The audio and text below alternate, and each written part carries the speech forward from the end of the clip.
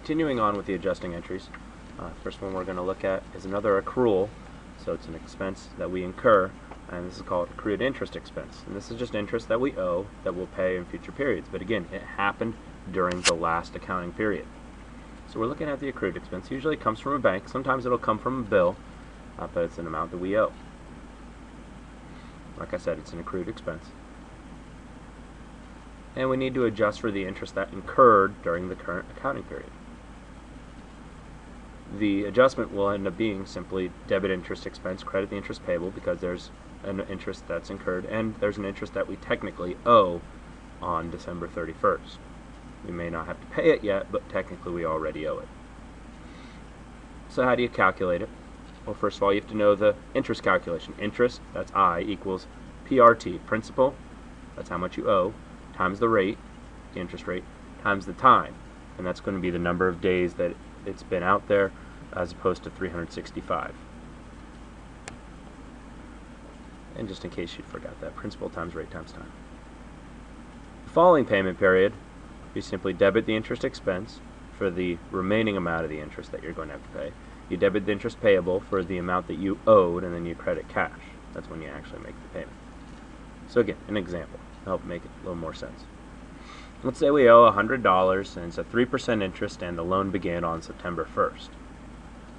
Well, the interest between September 1st and December 31st is as follows. Well, you take the $100, that's your principal, times the rate of 3% times, well, between September 1st and December 31st there are 121 days. So you take 121 divided by 365 and you get approximately $1.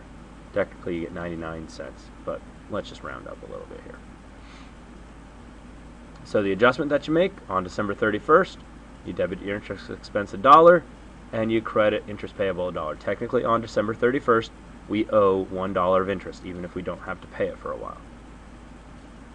So the following year, let's say we pay $3 worth of interest on August 31st. So we take it, so that means our loan has been out for one entire year. You'll debit your interest expense $2 because there's $2 more worth of interest expense, but it's in the following year.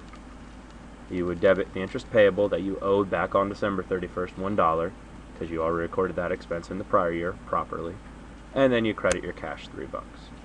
So there's your accrued interest. Again, the big part is that on December 31st we make this adjustment.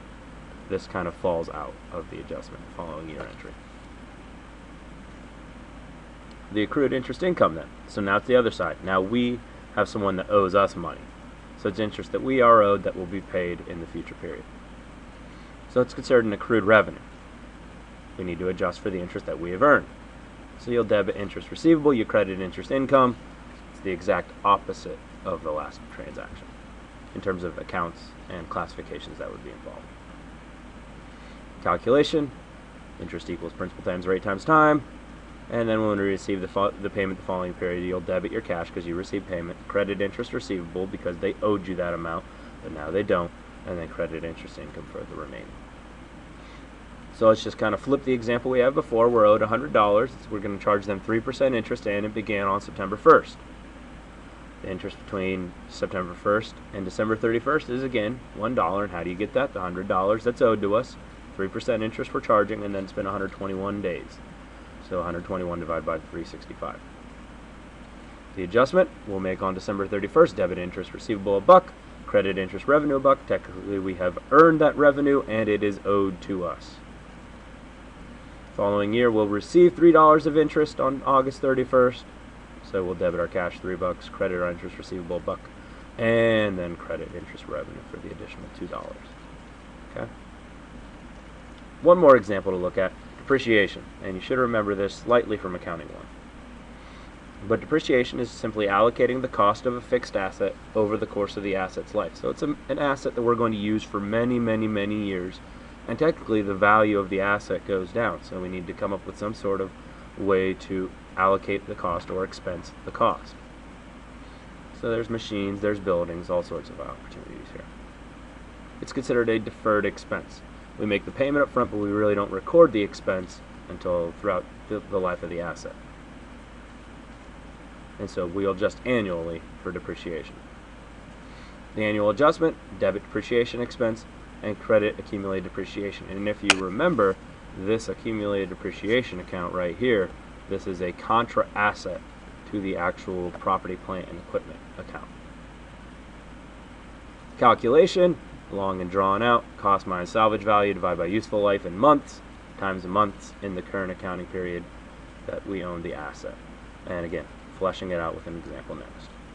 So here's the example.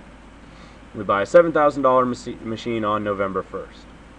We own the machine for 2 months for this accounting period, for all of November and all of December. Just a quick note to make that. We're going to give it a salvage value of $1,000. Again, that's an estimate. Most companies end up using 0. We're going to say the useful life is 5 years, and it also helps to remember, well, 5 years is 60 months. So the depreciation per month, if you really want to drill it all the way down, you do the $7,000 minus the $1,000, because you take the cost minus the salvage value, and you divide it by the useful life in months. So we're going to say we get a depreciation of $100 per month. So the depreciation for this period would be $100. That's the amount per month times the 2 months. Total depreciation for this accounting period is $200. How will we make that adjustment? Debit depreciation expense for $200, credit accumulated depreciation for $200. As we'd go forward next year, it would be $1,200 for the entire year, because we'd have $100 per month times 12 months. As long as we owned it for the entire next year, it'd be $1,200. A couple other quick ones you might make.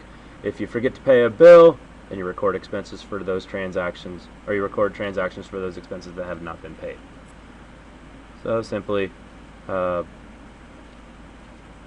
debit your expense, credit your payable, and then move on. Generally, those amounts are given.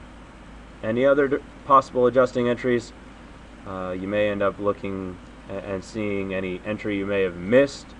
Record that as an adjusting entry. If a client ever misses an entry, that's where an adjusting entry comes in. The CPA would record it and then move on. It's kind of like a correcting entry.